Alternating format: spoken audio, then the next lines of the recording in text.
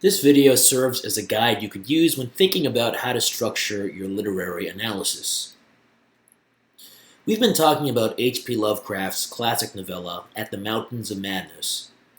As an example of how to structure interpretation on the page, we focused on a particular scene, where the protagonists Dyer and Danforth are running from the dreaded alien slaves known as Shoggoths. Because we wanted to avoid beating around the bush, we began with a topic sentence that sets up not just a summary, but an analysis. Note that we can fill in the basic description of the scene and get that out of the way. However, the sentence includes blanks to be filled in once we determine how exactly the paragraph works to increase terror. So already we're guiding the reader to analysis, not summary. We read the passage and we realized how packed with detail it was. Penguins, architectural details, dimming torches, train analogies. Obviously, we can't discuss all of it, so we zeroed in on two details, the stench of the Shoggoths and the repeated phrase to Kelly Lee. Here you can see that it's not really enough to just rely on the topic sentences to set up these quotes. We're leading the reader into the content of the quotes by paraphrasing them and providing a bit more detail. Let's start with that stench and how to communicate its importance. As we were talking about the smell, we realized that it added to the terror by interacting with the setting. Kudos to Katie for bringing this up. The smell is coming from the Shoggoths, but it's really a feature of the environment. We linked it to this fact that they're in a tunnel, which means that they're already claustrophobic and feel like the environment is closing in. We then wrote a sentence linking this smell to the environment, and then to the concept of terror. Here's one version of that sentence. Note the use of a partial quote to guide the reader. Then we talked about the Kelly Lee cry. Fahima noted that the scariness of the cry depends on Dyer's point of view. He has no idea what it means, but from his perspective, it's terrifying. Angel pointed out it could be compared to a predator's cry in the wilderness. But we also know that it's an echo of the Elder Thing's sophisticated language. So it's both animal-like and superhuman at the same time.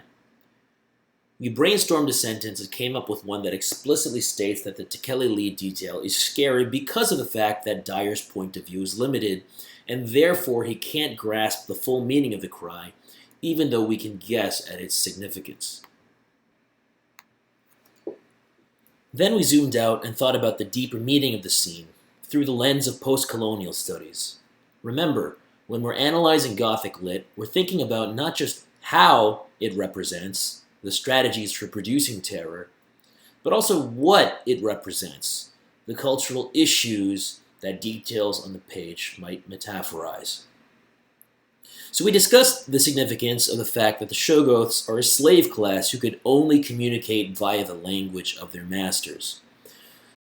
Carrie pointed out an interesting parallel to the situation of many Native American children throughout history who were forced to learn English in missionary schools.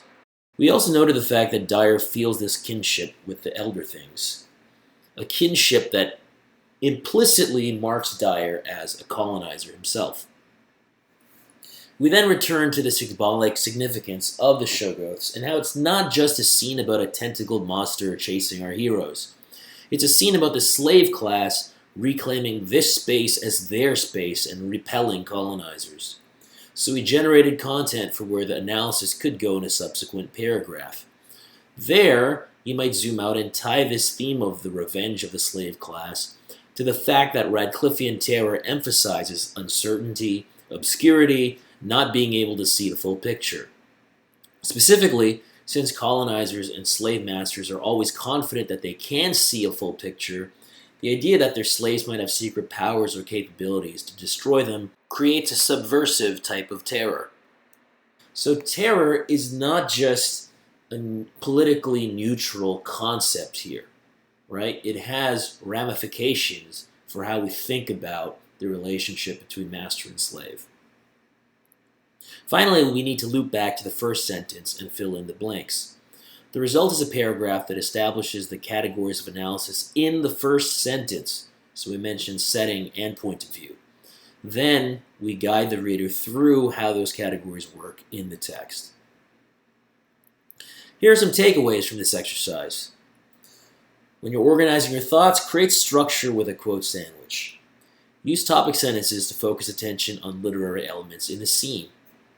Fold summary into the analysis rather than vice versa. Focus on a few details. It's better to say a few things well than many things haphazardly. Be ruthless about connecting literary elements to Gothic conventions, and then connect the system of meaning to broader cultural issues.